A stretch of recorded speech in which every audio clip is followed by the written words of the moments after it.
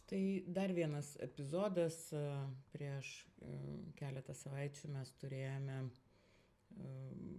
vizitą išvažiuojamą į aplinkos ministerijos posėdį į Klaipėdą ir Klaipėdos rajoną.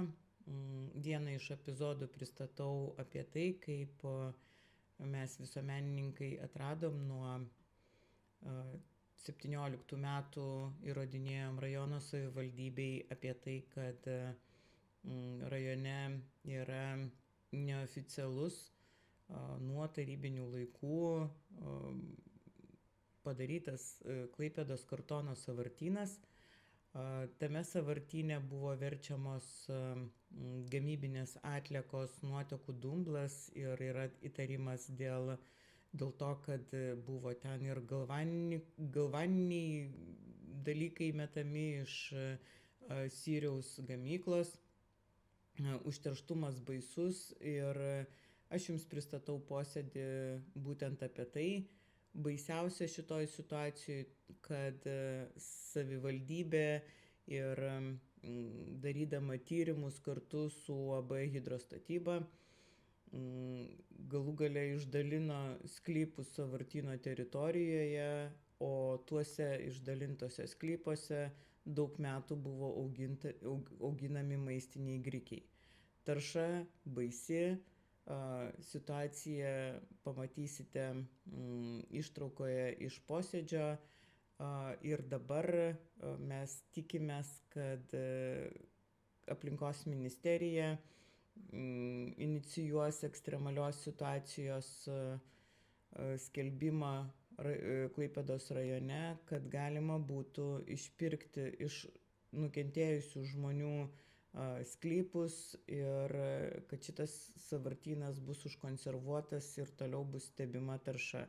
Baisiausia tarša yra tai, kad iš kai kurių sklypų išteka gruntiniai vandenys su tokia tarša kaip 60 kartų viršijant leistinas gyvsidabrio normas. Tai žiūrim epizodą. 96 metais viskas yra. Aš šiek tiek papildysiu čia. Mes, reiškia, gyvenam kaip politikai, kaip, pavyzdžiui, keičiam teisės aktus, kas 4 metus ateina kitas ministras, ką nors pakeičia. Tas pats yra ir su savivaldybė. 98 metais Klaipėdos rajono savivaldybė, tuometinis meras Banevičius, akcinė bendrovė Hidrostatyba ir akcinė bendrovė Klaipėdos kartonas 98 metai užsako tyrimus. Visi žino sąvartyną ir staiga dingsta situacija, dingsta iš savivaldybės, visi staiga nieko nebežino. Tada bendruomenė šaukia. 19 metais išsitraukia iš archyvų dar kada pati bendruomenė išsitraukia iš archyvų duomenis, kur yra 82 metais centro komiteto, ar kaip jisai čia vadinasi, reiškia vykdomojo komiteto sprendimas čia padaryti sąvartyną. Mes galim gauti visą tai, savivaldybė sako, mes duodam statybų leidimus. Kodėl jūs davėt, kas analizavo, kas sutiko, kas sąlygas išdavė. Kiekvienas skyrius sako, ne mes nedalyvaujam, aplinkos skyrius nedalyvauja ir taip toliau. Bet esmė yra tame, mes kalbam garsiom frazėm apie klimato kaitą, apie CO2 išmetimus. Mes turim krūvas dokumentų, elementarios taršos mes nesugebam sutvarkyti. Pas mumis Klaipėdos vandenų dumblas eina į visus sklypus aplinkui ir mes to nesugebam sutvarkyti. Tai bet dabar klausimas, grįžkim.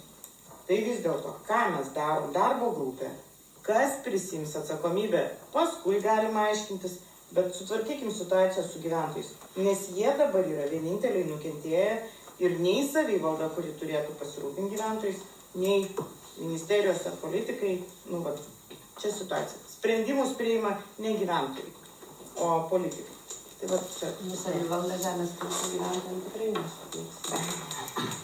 Mes biškai nukrypom, aišku, aš norėčiau grįžti prie savivaldybės iš tikrųjų dėl tos situacijos. Tai klausimas yra, gaila, kad nėra iš administracijos nieko, ne, savivaldybės.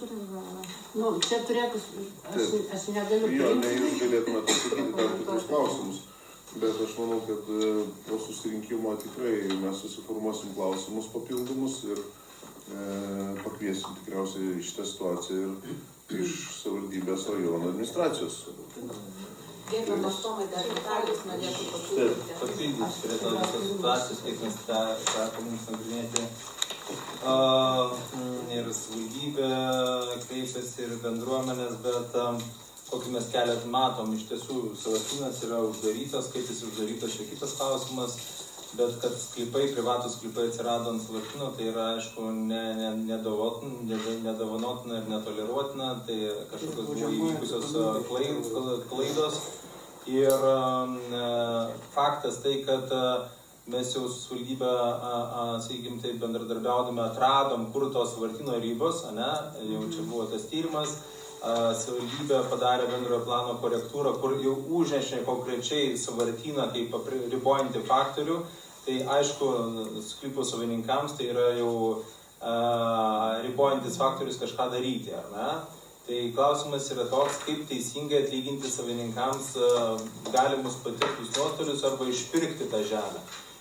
Mes savivaldybėje esam siūlę, sakykime taip, numatyti galimas veiklas ant sąvartynų, kai kurios veiklos yra galimos, kaip saulės, pavyzdžiui, jėgainės ar panašiai, viešosios arba privačios partnerystės būdu tartis su sklypų savininkais, kažkokią veiklą vystyti arba išpirkti visuomenės poreikiams.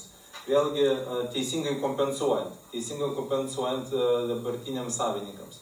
Kita vertus, žiūrint į šitą visą problematiką, reikia įvertinti, o kas buvo padaryta ir kas buvo nepadaryta, veikimas ir neveikimas, kodėl tokia situacija atsirado. Ir čia mes savivaldybėje siūlėm kreiptis į prokuratūrą siekiant ginti viešą interesą.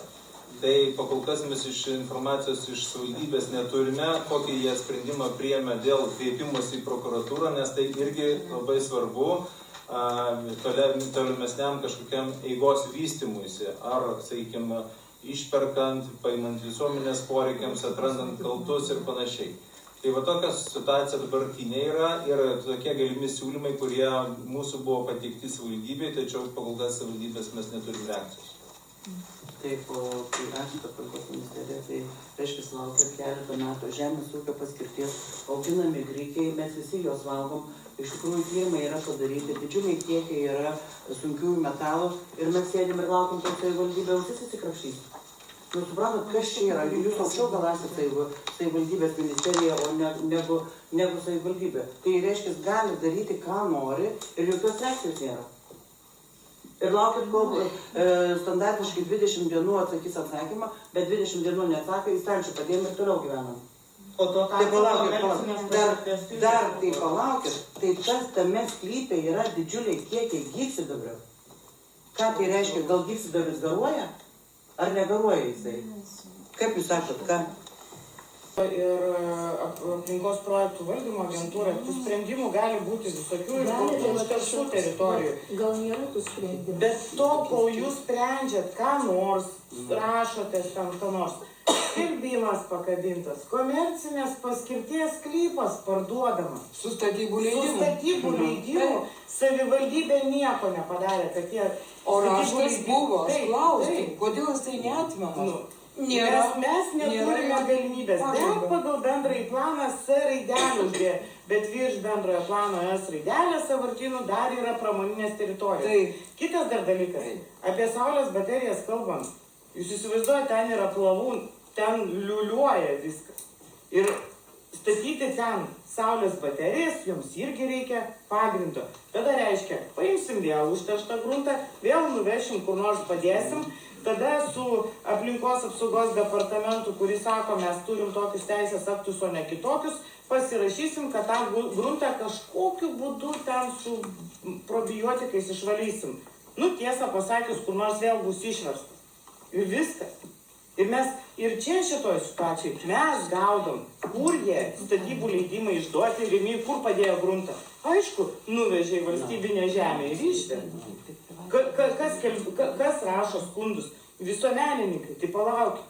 Tai ar tikrai mums reikia tiek valstybinių institucijų, jeigu už jumis dirba visuomenininkai?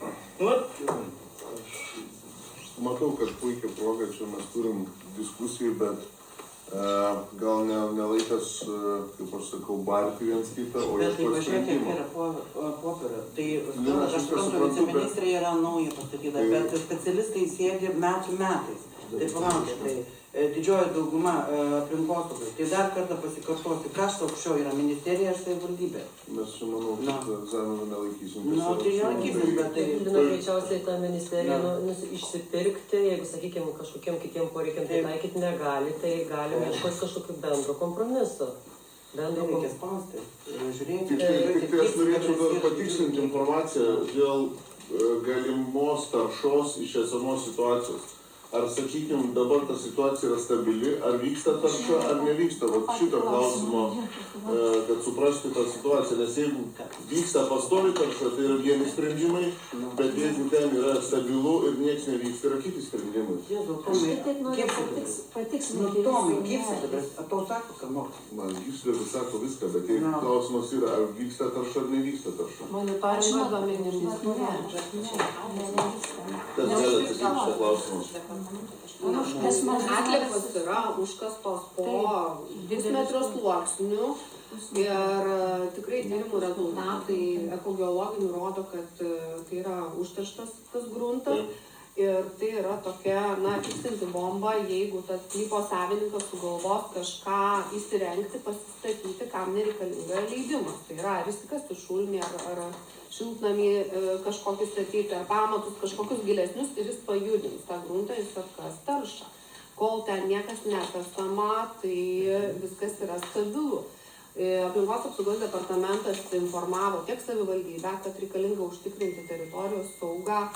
Su ministerijos skirtomis lėšomis padarė tyrimus, ribas nustatė, padėjo savivaldybei, konsultavo, tačiau šiai dienai situacija sustojo. Mes informavom ir nacionalinį visuomenės sveikatos centrą, kad nebūtų taršos šuliniuose, kad patikrintų šulinius gyventojų, jeigu ten tokie yra, kad nebūtų išduodami leidimai gręžiniams gręžti. Tai šiai dienai mūsų yra visa suteikta pagalba savivaldybei, reikalinga tiesiog apsispręsti, kaip padaryti su tais sklypais, kurie priklauso fiziniams asmenims, juridiniams, kuriuose viename berods išduotas yra statybos leidimas, kiti sklypai galbūt ir nejuda, bet tai tikrai ne aplinkos apsaugos departamento reikalas. Mes tuos įpareigojimus esam savivaldybei nusiuntę. Ir dabar savivaldybė turi spręsti arba turi kreiptis į pagalbos, galbūt išpirkti, paimti žemę visuomenės poreikiams ar kitokiom privačiom lėšom tą teritoriją tvarkyti.